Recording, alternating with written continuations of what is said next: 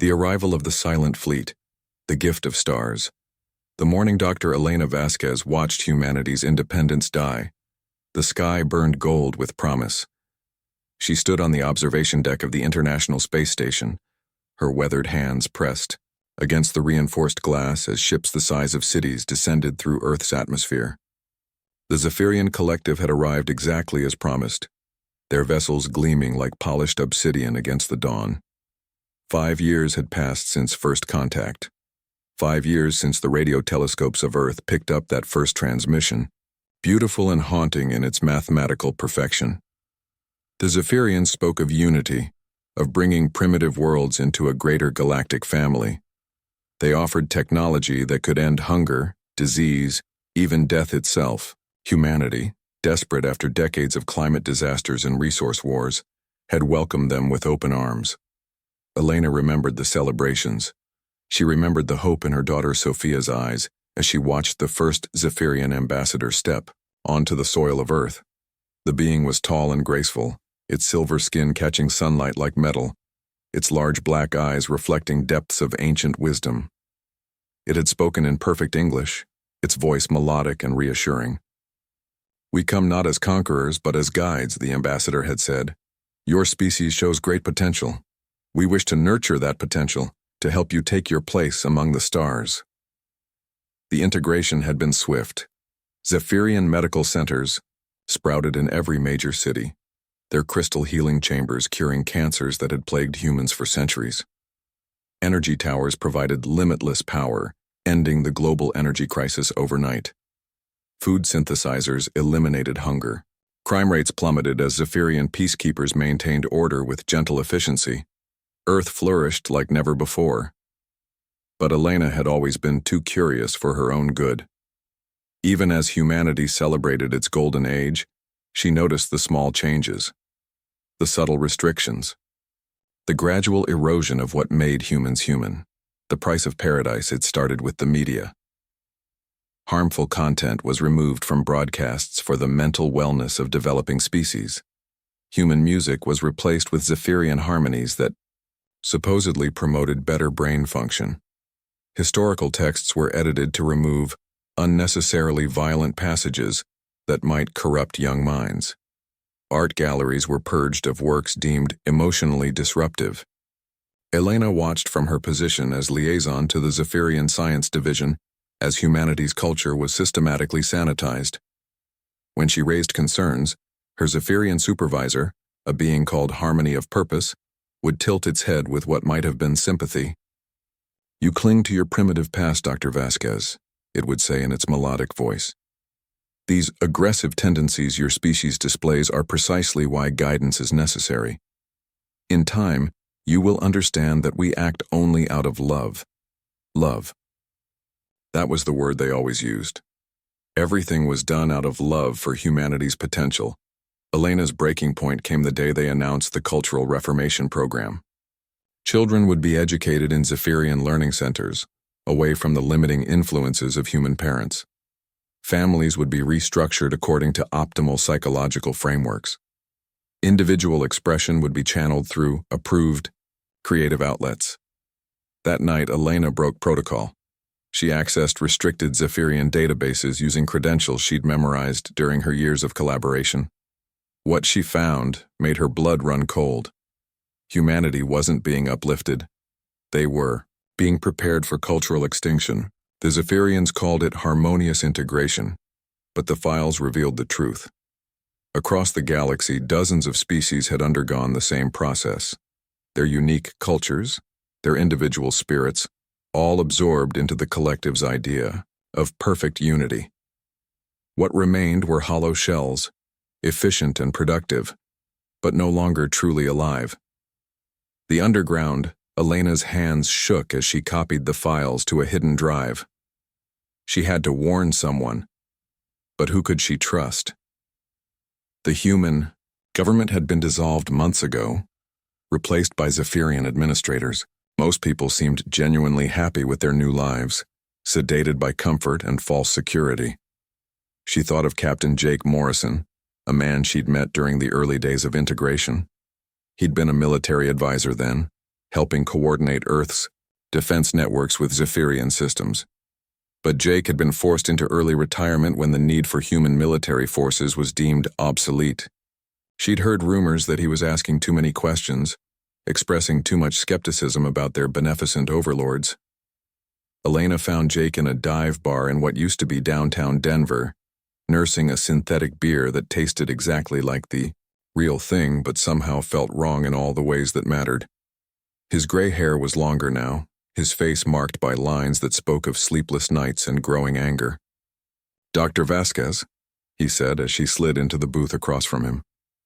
"Fancy seeing Earth's golden girl of xenobiology in a place like this?"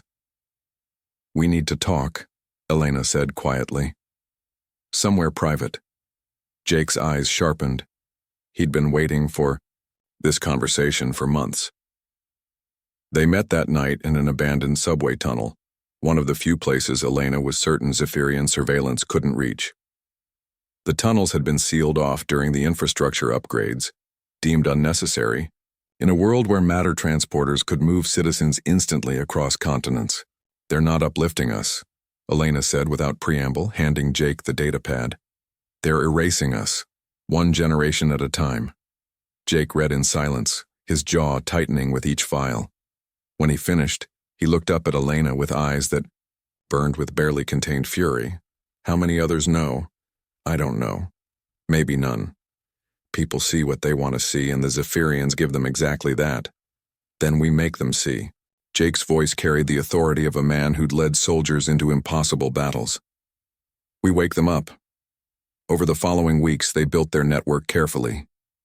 Jake reached out to other displaced military personnel, cops who'd been reassigned, to desk jobs, anyone who'd been pushed aside during the integration. Elena recruited scientists and academics who'd been similarly sidelined.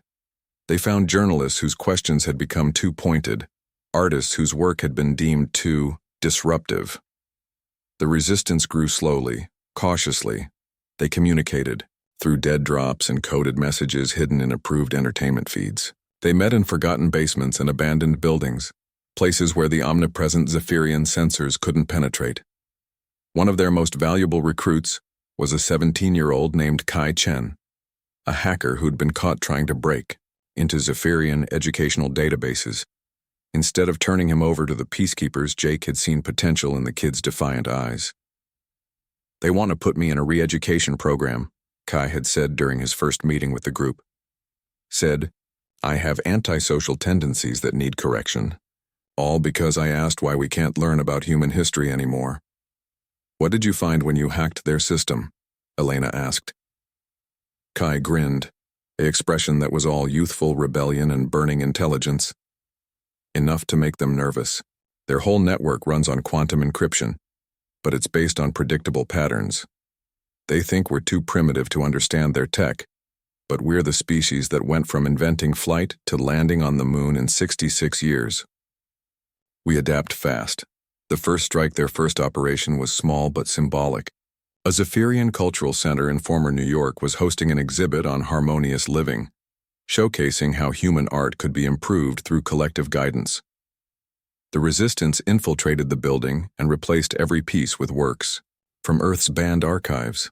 Picasso's Guernica appeared where abstract Zephyrian geometries had hung. Shakespeare's speeches about freedom echoed from speakers that had been playing compliance mantras. The exhibit ran for exactly 37 minutes before peacekeepers shut it down. But those 37 minutes were recorded and broadcast across underground networks that Jake's people had been building for months. For the first time since integration began, humans saw their own culture displayed without apology or sanitization. The reaction was electric. Protests began in major cities. People demanded access to their own history, their own art, their own stories. The Zephyrians responded with gentle suppression, increasing sedatives in the water supply and expanding mental wellness programs. But the damage was done. The seed of rebellion had been planted. Elena found herself becoming a symbol she'd never wanted to be. Her scientific credentials lent credibility to the Resistance's claims about Zephyrian intentions. Jake's military background provided tactical Kai's technical skills kept them one step ahead of collective surveillance. Together they formed the core of what would become known as the Terran Liberation Front. Their second operation was more ambitious. Using Kai's hacking skills and Elena's knowledge of Zephyrian systems, they infiltrated a processing center where human children were being prepared for cultural reformation. The rescue of 43 children from various families became a media sensation, especially when the Resistance released footage showing the psychological conditioning equipment that had been hidden from human parents. The Declaration. The breaking point came when the Zephyrians announced the final phase of integration. All humans would undergo optimization procedures to remove disruptive emotional patterns and violent genetic markers. The process would be painless, they assured the population. People would emerge happier, more productive, perfectly suited for life in the collective. Elena stared at the announcement from her hidden bunker deep beneath the ruins of the old Chicago subway system. Around her, dozens of Resistance members watched in silence as their species' death warrant was broadcast with smiles and soothing music. "This ends now," Jake said. His voice was quiet, but it carried the weight of absolute determination. They'd been preparing for this moment for months. Kai had developed a virus that could penetrate Zephyrian communication networks. Elena had figured out how to overload their matter transport systems using principles the aliens had dismissed as primitive physics. Jake had trained strike teams using guerrilla tactics that the collective's predictive algorithms couldn't anticipate. The attack began at dawn on a Tuesday. Across the globe, resistance cells struck simultaneously at Zephyrian installations. The precision was devastating. Transport hubs exploded in cascades of quantum fire. Communication towers fell silent as Kai's virus spread through their networks like digital wildfire. Medical centers found their healing chambers overloaded and inoperative. But the most important strike was symbolic. Elena herself led a team into the primary Zephyrian command center in former Geneva. They fought their way through peacekeepers whose weapons suddenly wouldn't fire, past defensive systems that Kai had convinced to ignore human life signs. In the central chamber, Elena stood before the quantum communication array that connected Earth to the greater collective. She thought of her daughter Sophia, now living in a Zephyrian youth facility, slowly having her humanity leached away one lesson at a time. She thought of all the species across the galaxy who'd had their spirits broken on the altar of perfect harmony. She thought of what it meant to be human, to be flawed and passionate and gloriously unpredictable. Elena activated the array and spoke words that would echo across the stars. "This is Dr. Elena Vasquez, speaking for the free humans of Earth. We reject your harmony. We reject your unity. We reject your love. We are chaotic, violent, and imperfect. We are artists and warriors, dreamers and rebels. We will not be optimized. We will not be improved. We will not kneel. To any collective ship in our skies, to any species listening across the galaxy, know this. Earth declares that no galactic empire will rule our skies. We are human, and we will remain human, or we will die trying." The message broadcast for exactly 4 minutes and 18 seconds before Zephyrian reinforcements cut the transmission. But those 4 minutes and 18 seconds changed everything. The fire that burns in human hearts' retaliation. The Zephyrian response was swift and merciless. Harmony of purpose appeared on every screen across Earth 12 hours after Elena's broadcast, its melodic voice carrying notes of genuine sadness. "Children of Terra," it said, "we are deeply grieved by this violent rejection of our guidance. We had hoped that patience and love would be enough to help you overcome your destructive nature. It appears more direct intervention is required." The orbital bombardment began at sunset. Massive beams of coherent energy lanced down from collective ships, turning resistance strongholds into glass craters. The attack was surgical, precise, designed to eliminate opposition while preserving valuable infrastructure and compliant populations. But the Zephyrians had made a critical error in their calculations. They had expected the bombardment to break human morale. Instead, it ignited something that their advanced psychology couldn't predict or understand. Elena watched from her bunker as the resistance network exploded into activity. Every act of Zephyrian violence created 10 new rebels. Every destroyed building became a rallying cry. Every life lost fed the growing fire of human defiance. They don't understand us at all, Jake said as reports flooded in from around the globe. His strike teams had scattered after the Geneva operation, but instead of going into hiding, they were recruiting. Families who'd been content under Zephyrian rule were now demanding answers about their missing neighbors. Workers were abandoning their posts at collective facilities. Even some of the peacekeepers, humans who'd been augmented with Zephyrian technology, were beginning to question their programming. Kai looked up from his array of salvaged equipment, his young face lit by the glow of alien tech he'd learned to turn against its creators. Mom always said I was too stubborn for my own good. Guess it runs in the species. Elena felt a fierce pride burn in her chest. This was what the Zephyrians would never understand. Humans didn't break under pressure. They adapted. They improvised. They found ways to turn their weaknesses into weapons. The underground war. The resistance evolved rapidly from a handful of cells into a global network operating in the shadows of Zephyrian control. Elena found herself coordinating efforts across continents using quantum-encrypted channels that Kai had built from salvaged alien components. The boy had a gift for making their own technology work against them, exploiting flaws in systems that had been designed by beings who thought in predictable patterns. Jake's contribution was equally vital. His military experience proved invaluable in organizing hit-and-run tactics that confused Zephyrian strategic algorithms. The aliens had studied human warfare extensively, but their analysis was based on formal military conflicts. They hadn't accounted for the kind of desperate, improvised resistance that humans were capable of when fighting for survival. They think like a hive mind, Jake explained during one of their strategy sessions in an abandoned mine shaft beneath the Rocky Mountains. Everything is logical, predictable, optimized. They can counter our technology, our weapons, even our tactics. But they can't counter our capacity for inspired insanity. The truth of his words became evident during the Seattle operation. A Zephyrian processing facility was converting captured resistance members into compliant citizens through neural reconditioning. The building was heavily defended, surrounded by energy barriers, and guarded by enhanced human peacekeepers. A conventional assault would have been suicide. Instead, Elena's team disguised themselves as a traveling theater troupe. They performed improvised street theater outside the facility, drawing crowds with comedic skits that gradually became more pointed, more rebellious. The performances contained coded messages that activated sleeper cells throughout the city. By the time the peacekeepers realized what was happening, resistance fighters were attacking from 6 different directions, while the actors disabled the building's defenses from within. They rescued 87 prisoners that day, including Sofia Vasquez. Elena's daughter had been in processing for 3 months, but the neural conditioning hadn't taken hold completely. The fire still burned in her eyes, dimmed but not extinguished.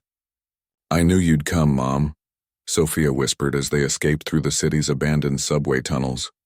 "Even when they were trying to make me forget, I knew you'd come." The turning point. The war's decisive moment came not through violence but through an act of quintessentially human creativity. Kai had been working on something he called the Mirror Protocol, a way to reflect Zephyrian communications back on themselves with slight modifications. The concept was elegant in its simplicity. Use the collective's own desire for unity against them. "They're all connected," Kai explained to the assembled resistance leaders. "Every Zephyrian ship, every installation, every piece of tech they've given us. It's all part of one big network, designed to ensure perfect harmony and coordination. But networks can be compromised." Elena studied the technical specifications that Kai had somehow extracted from collective databases. The plan was audacious to the point of madness, requiring precise timing and coordination across the entire planet. It would also require the resistance to expose themselves completely, abandoning their hidden bases and safe houses for a simultaneous global assault. "If this fails, we're all dead," Jake said bluntly. "If we do nothing, we're all dead anyway," Elena replied. "At least this way we die as humans." The attack began at noon, Greenwich time, on a date that would later be remembered as Liberation Day. Every resistance cell on Earth moved simultaneously, striking at Zephyrian installations while Kai's virus propagated through their networks. But this wasn't just about destroying alien infrastructure. The Mirror Protocol was designed to broadcast human consciousness directly into the collective's communication grid. Elena stood in the ruins of the former United Nations building, her hands on a jury-rigged transmitter that Kai had cobbled together from Zephyrian quantum components. Around her, hundreds of resistance fighters held similar devices, all synchronized, to fire at the exact same moment. "Remember," Elena called out to her team, "they want to know what makes us human. Let's show them." The transmission began. Instead of words or data, the Mirror Protocol broadcast raw human emotion directly into the collective's network. Love and hate, hope and despair, courage and fear, all the chaotic contradictions that made humanity beautiful and terrifying. The virus carried memories of human art, music, literature, all the banned culture that the Zephyrians had tried to erase. It carried the laughter of children and the tears of mothers, the songs of rebels and the prayers of the faithful. The Zephyrian breakdown. The effect on the collective was catastrophic. Beings that had lived their entire existence in perfect harmony suddenly experienced the full spectrum of human emotional chaos. Zephyrian crews aboard orbiting ships began experiencing what could only be described as nervous breakdowns. Peacekeepers stopped following orders as they grappled with newfound feelings of doubt and individuality. Processing centers went silent as technicians struggled to understand sensations they'd never been designed to feel. Harmony of Purpose appeared on screens across Earth one final time, but now its melodic voice carried notes of confusion, even distress. "What have you done to us?" it asked. And for the first time since first contact, a Zephyrian sounded genuinely afraid. We feel things we cannot control. Chaotic thoughts, irrational desires. How do you live with such disorder in your minds?" Elena stepped forward to address the transmission directly. "We live with it because it's what makes us alive. You wanted to optimize us, to remove our flaws and contradictions, but those flaws are what make us human. Our anger gives us strength to fight injustice. Our fear keeps us alive in dangerous situations. Our love makes us willing to sacrifice everything for each other. You can't have the good without the bad, and you can't understand us without experiencing both." Liberation. The Zephyrian withdrawal began within hours. Ships that had hung in Earth's skies for 5 years powered up their drives and departed, their crews unable to cope with the emotional chaos that the Mirror Protocol had introduced to their perfectly ordered minds. Processing centers were abandoned, their alien technology left behind like scattered puzzle pieces. But the most remarkable change was in the humans who had been partially converted by Zephyrian conditioning. As the collective's influence faded, they began to remember who they had been. Families reunited, artists reclaimed their creativity, and children asked questions that had no predetermined answers. Elena stood on the observation deck of the abandoned space station where her journey had begun, watching the last Zephyrian ships disappear into the vastness of space. But this wasn't just about Earth anymore. Kai's virus had propagated beyond the solar system, carrying its payload of human consciousness to other worlds under collective control. Reports were coming in from across the galaxy. On distant planets, subjugated species were experiencing their own awakenings. The careful order that the Zephyrians had imposed for millennia was crumbling as entire civilizations rediscovered their suppressed individuality. "What do you think happens now?" Sophia asked. Elena's daughter had joined the resistance in the final days of the war, her teenage rebelliousness finding perfect expression in the fight for human freedom. "Now we rebuild," Elena said. "But this time, we do it on our own terms. No more accepting gifts from strangers, no matter how benevolent they seem. We'll make our own mistakes, find our own solutions, reach for the stars in our own way." Jake's voice crackled over the comm system. "Elena, you need to see this. We're getting transmissions from other species, ones that broke free from collective control. They want to form some kind of alliance, a federation of free worlds." Elena smiled. "Tell them we're interested, but make it clear that it's a partnership of equals. not another hierarchy with someone at the top making decisions for everyone else. As she watched the stars, Elena thought about the message they'd sent to the galaxy, not through words or technology, but through the simple act of refusing to surrender their humanity. They'd shown the universe that order imposed from above was not the only path to civilization. Sometimes chaos, messy and unpredictable and dangerous, was exactly what was needed to keep the fire of freedom burning. Epilogue: The Human Way Years.